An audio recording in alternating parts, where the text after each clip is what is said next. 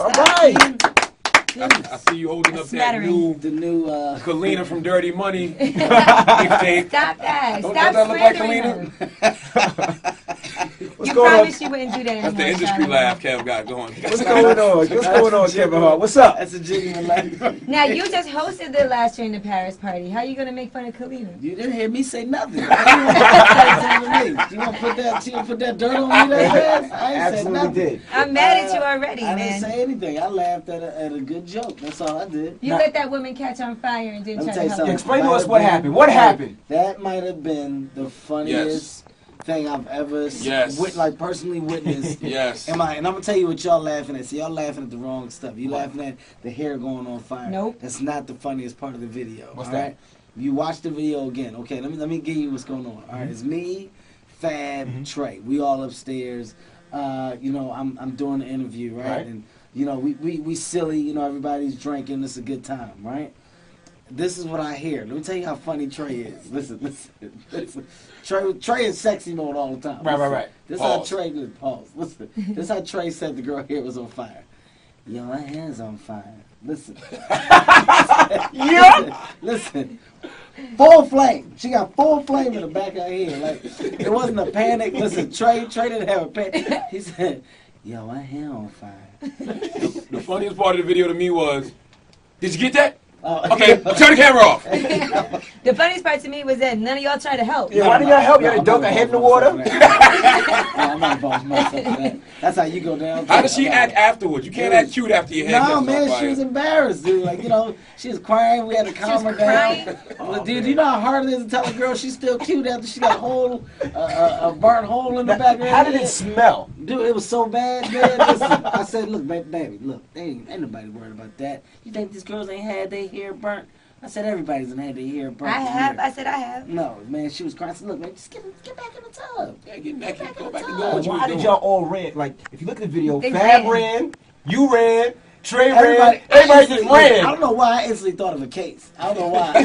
Listen, I instantly thought of something bad. Kevin Hart burned me. Yeah, I instantly thought of something bad. That's why I went to the camera. Did you get that? All right, cut the cameras off. Like, so, if we need proof. Everybody saw I was on the edge of the tub.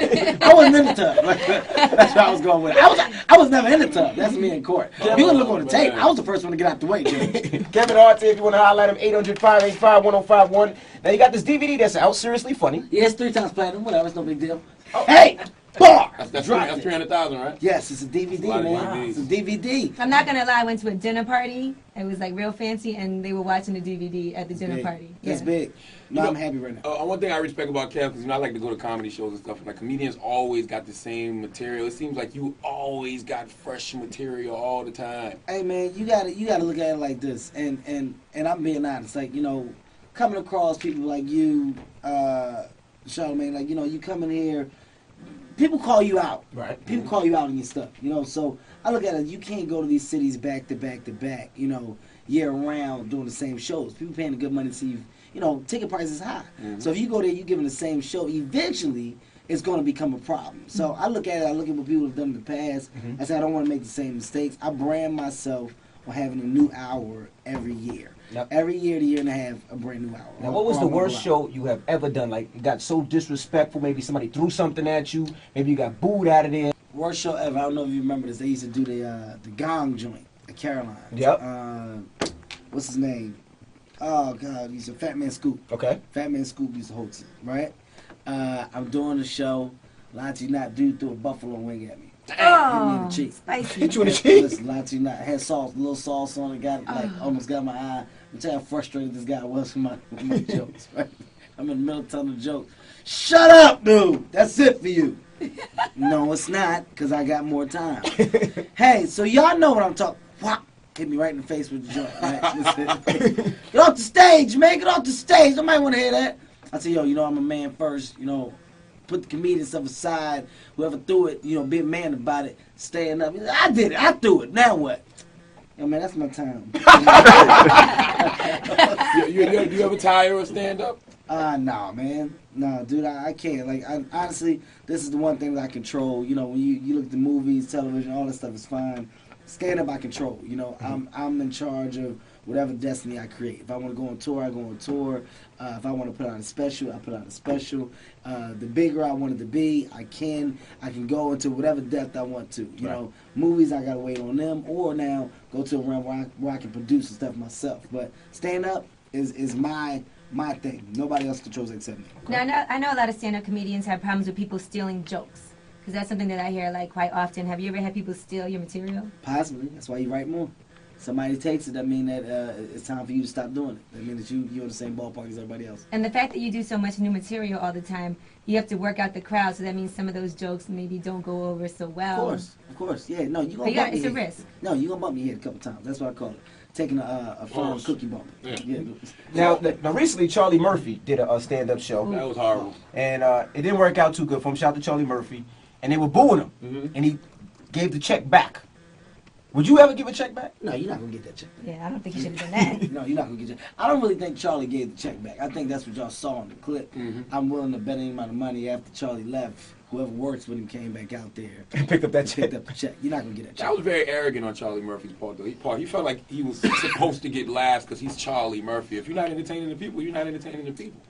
You know what, man? You doing these colleges, you know, college kids are a completely different ballpark, man. I mean, you know, they there, they in school, they there to have a good time. Sometimes that good time is poking fun at you as a comic, as the entertainer. So, you know, as a comedian, you got to be prepared for all that stuff. You know, Charlie, that's a good friend of mine. I'm mad they caught him out there like that and, you know, flipped it and stuff. But, you know, you take your losses. You take them like a man, walk off the stage. It is what it is. You know, but I wouldn't have cussed the kids out, you know, and threw the check back at them. But, you know, you learn from your mistakes. You learn from things that you do. Charlie's still going to work. You know, it's not going to stop him from doing what he's done. Charlie's been doing comedy now for like 5 years. Right. So, you know, in his own right, he's new to it. So that could have been something new for him. You know, you adjust to it. Now he knows not to do it. And if he did get a check back, he probably won't never give it back again. So what's the vagina like for you right now, Kev? Because you like the biggest comedian in the country right now. Did he ask you what's your vagina like? I said, what's the God. He said, vagina "What's like? that?" No, he definitely said what's. Oh, He said, you're "What's that?" newly single, right? Yes. Dude, I stay away from that, man. I stay not. So does Charlamagne. So does Charlamagne. He stays away from the vagina. No, I'm serious, man. Listen, that's really funny.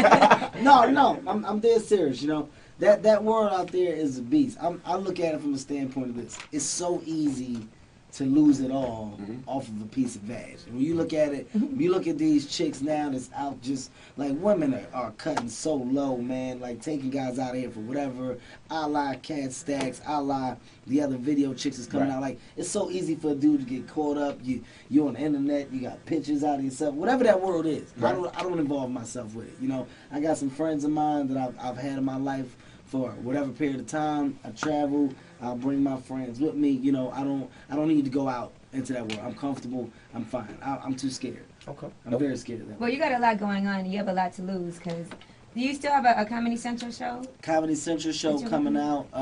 That comes out this summer.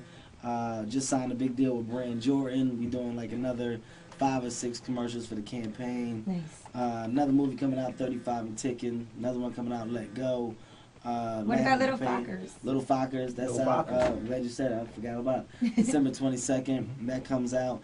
Listen, people, I'm only in there for like 3 scenes. Get there early, all right? I'm getting it out now. I don't want y'all thinking. That's still an awesome movie to be in. No, it's a great thing to be in. See, but if you don't address the situation Early. Like, why you acting like he's starring in Little your fans Fockers? come, you like, dude, I thought you was in the old joint. I got there late. No, get there early. I work at the hospital. It's funny. I'm funny, but it's a good cameo. All right, it's like three or 4 scenes. Okay, you heard it from me. So don't judge me afterwards. You know, saying, "Cav, you should have been in there more." I'm telling you what it is ahead of time. I think you should do a Plastic Cup Boys movie. Dude, Get with a writer, do your own script. You're getting a lot of money. You can shoot a nice little independent film. my friends can't handle any type of success. I'm going to go ahead and say that. Listen, I'm going to go ahead and say that right now. Like, a lot of people, I'm being very honest. My friend, I saw my boy argue with the doorman at the club. Listen, he told the doorman at the club, I'm not making this up. Me in New York, he told the doorman the green door. He said, "Yo, man, you know what it is?" He said, "You know who I am, man. We here. We got the table." He said, "We got the table. We here. It's like a second time here. You got me at the door like I'm a regular person." I said, "What?" I said, what did he just tell me? Yo, my boy said, "You got me at the door like I'm a regular person." His name is Harry. His name is Harry. He talking like he's you. Harry. You should have saw me come to Harry. What you talking about? Nah, man.